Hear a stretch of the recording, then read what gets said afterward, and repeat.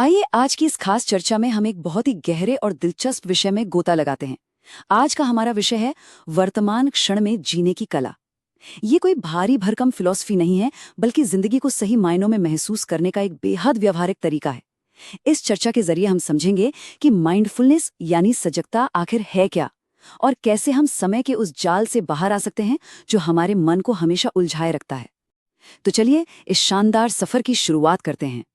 एक बहुत ही बुनियादी सवाल है जो सच में सोचने पर मजबूर कर देता है। क्या हम वाकई इस पल में जी रहे हैं या सिर्फ अपने विचारों में कैद हैं? स्रोत सामग्री इस बात पर जोर देती है कि हम अक्सर शरीर से तो एक जगह मौजूद होते हैं, लेकिन हमारा दिमाग कहीं और ही भटक रहा होता है। असली खुशी, सच्चा आनंद वो सिर्फ और सिर्फ इसी क्षण में है, जो अभी इसी वक्त घटित हो रहा है।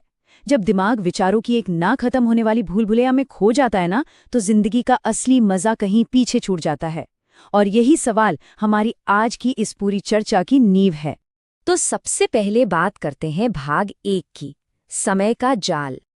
जरा अतीत और भविष्य की इस रस्साकशी को देखिए। एक तरफ हमारा अतीत है जो पुरानी यादों से भरा है, और दूसरी तरफ भविष्य जो चिंताओं और आशंकाओं का घर है। होता क्या है कि ज्यादातर लोग अपना कीमती समय बस इन्हीं दो छोरों के बीच झूलते हुए निकाल देते हैं।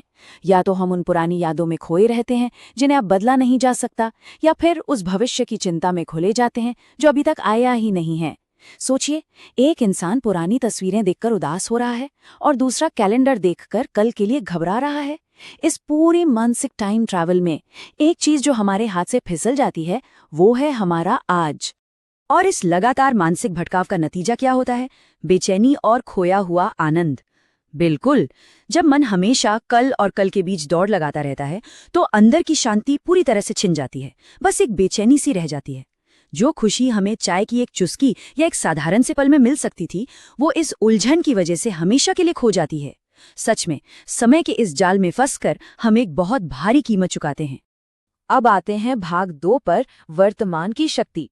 स्रोत सामग्री के अनुसार वर्तमान ही हमारी एकमात्र सच्ची वास्तविकता है। जो बीत गया वो बस एक सपना है, और जो आने वाला है वो सिर्फ एक कल्पना। सच तो बस वही है जो अभी हो रहा है। शांति और आनंद सिर्फ उसी में है जो इस वक्त घटित हो रहा है। इसे समझना हो तो प्रकृति को देखिए या छोटे बच्चों को खेलते हुए देखिए।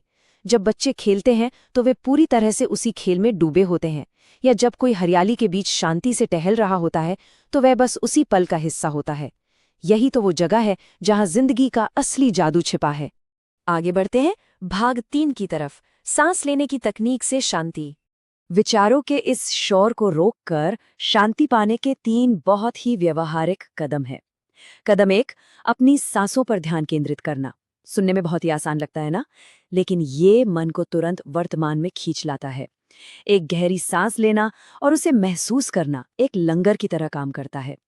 कदम 2, जागरूकता यानी माइंडफुलनेस का अभ्यास करना। योग और ध्यान जैसी चीजें इसी जागरूकता को बढ़ाने का काम करती हैं। और कदम 3, जो कि बहुत ही अहम है, विचारों को नियंत्रित किए बिना उनका निरीक्षण करना। मतलब विचारों से लड़ना नहीं है, बल्कि बस उन्हें एक शांत दर्शक की तरह आते जाते देखना है। बिल्कुल वैसे ही जैसे किनारे पर बैठकर आती जाती लहरों को देखा जाता है। हमारा अगला पड़ाव है भाग 4, अहंकार से मुक्ति। अब यहाँ अहंकार या ईगो का मतलब किसी तरह का घमंड नहीं है, बल्कि स्रोत के अनुसार ये हमारे मन में चलने वाली विचारों की निरंतर और अनियंत्रित आवाज है। वो शोर जो 24 घंटे चलता रहता है।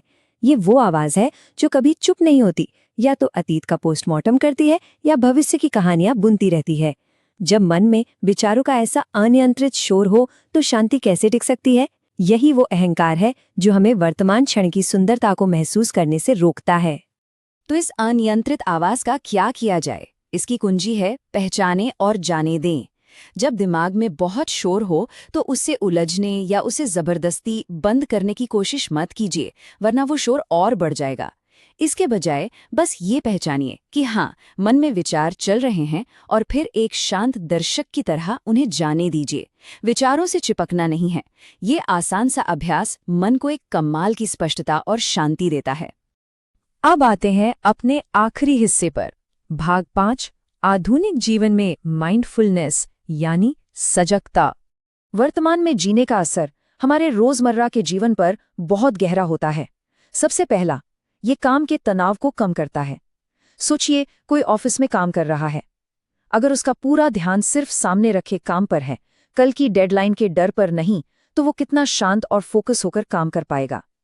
दूसरा, ये रिश्तों में गजब का सुधार लाता है।